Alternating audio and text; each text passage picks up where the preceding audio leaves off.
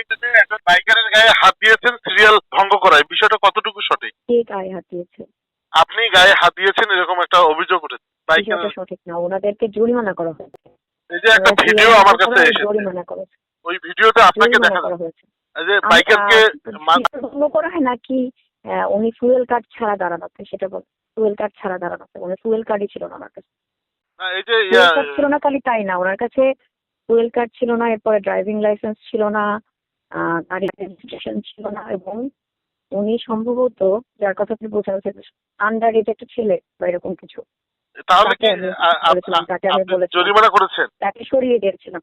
হ্যাঁ, তাকে শুধু তাই না, তাকে সরিয়ে দিয়েছিলাম, লাইন থেকে সরিয়ে দিয়েছিলাম।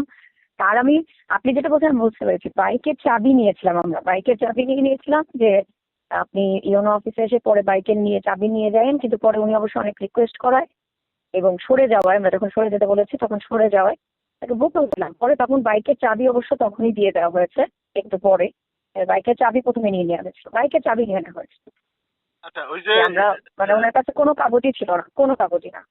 আচ্ছা, এই ভিডিওতে দেখা যাচ্ছে আপনি তার কলার ধরে তাকে মারধর করছেন। মারধর করতেছে না। আপনাকে জরিমানা করেছেন? হ্যাঁ, জরিমানা করেছিলাম। আমি তো বললাম তো, বাইকের চাবি নিয়ে নিয়েছিলাম, বাইকের চাবি অনেকক্ষণ আটকে ছিল। পরে সে রিকোয়েস্ট করে বা তার সম্ভবত তার গার্জিয়ান আসে, লাস্টে তার গার্জিয়ানের কাছে আমরা চাবি দিয়েছি। আইন ভঙ্গ করলে আপনি একজন ইউনো হিসেবে কারো গায়ে হাত তুলতে পারেন কিনা? না, গায়ে হাত তুলতে পারি না, তখন গায়ে তুলিও নেই। এই তো বলছি, গায়ে হাত তুলি নাই।